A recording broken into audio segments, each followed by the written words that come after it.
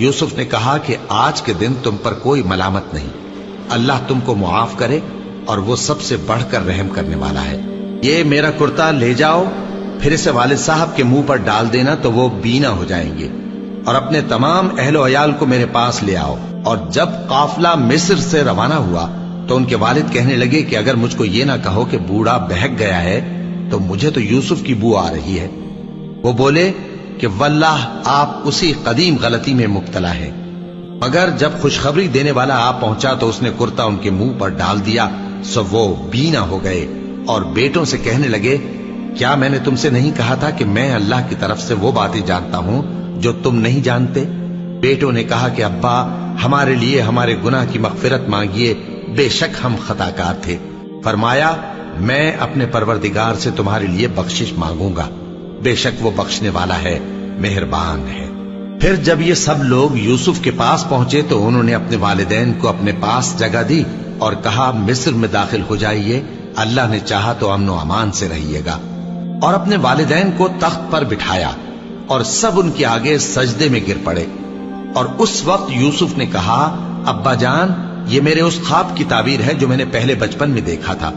मेरे परवरदिगार ने उसे सच कर दिया और उसने मुझ पर बहुत से एहसान किए हैं कि मुझको कैद खाने से निकाला, और उसके बाद के शैतान ने मुझ में और मेरे भाइयों में फसाद डाल दिया था, आपको गांव से यहां लाया।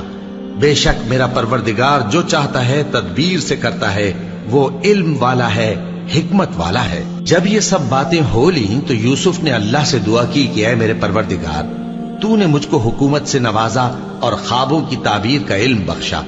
ऐ आसमानों और जमीन के पैदा करने वाले, तू ही दुनिया और आखिरत में मेरा कारसाज है। तू मुझे दुनिया से अपनी इताअत की हालत में उठाइयो और आखिरत में अपने नेक बंदों में दाखिल कीजो। ऐ पैगंबर, ये अखबार गैब में से हैं जो हम तुम्हारी तरफ भेजते हैं। और जब बरादरान यूसुफ ने अपनी बात पर इत्तेफाक किया था और वो फरेब कर रहे थे तो तुम उनके पास तो न थे, और बहुत से आदमी, गो तुम कितनी ख्वाहिश करो, ईमान लाने वाले नहीं हैं, और तुम उनसे उस खैर खाही का कुछ सिला भी तो नहीं मांगते। ये कुरान और कुछ नहीं, तमाम जहानों के लिए नसीहत है। और आसमान और जमीन में बहुत सी निशानियां हैं जिन पर से ये गुजरते हैं और उनको नजरअंदाज कर देते हैं, और ये अक्सर अल्लाह पर ईमान नहीं रखते, मगर इसके साथ शिर्क भी करते हैं। तो क्या ये इस बात से बेखौफ हैं कि इन पर अल्लाह का अजाब नाजिल होकर इनको ढांप ले, या इन पर नागहां कयामत आ जाए और इन्हें खबर भी ना हो? कह दो, मेरा रास्ता तो ये है, मैं अल्लाह की तरफ बुलाता हूं समझ बूझ कर। मैं भी लोगों को अल्लाह की तरफ बुलाता हूं और मेरे पैराव भी, और अल्लाह पाक है और मैं शिर्क करने वालों में से नहीं। और हमने तुमसे पहले बस्तियों के रहने वालों में से मर्द ही भेजे थे जिनकी तरफ हम वही भेजते थे। क्या इन लोगों ने मुल्क में सैर सियाहत नहीं की कि देख लेते कि जो लोग इनसे पहले थे उनका अंजाम क्या हुआ? और मुत्तकियों के लिए आखिरत का घर बहुत अच्छा है, क्या तुम समझते नहीं?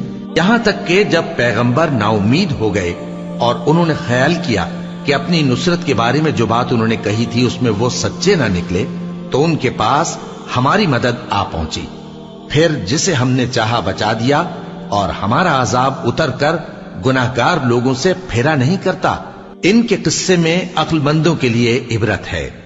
ये कुरान ऐसी बात नहीं है जो अपने दिल से बनाई गई हो, बल्कि जो किताबें इससे पहले नाजिल हुई हैं उनकी तस्दीक करने वाला है और हर चीज की तफसील करने वाला, और मोमिनों के लिए हिदायत और रहमत है।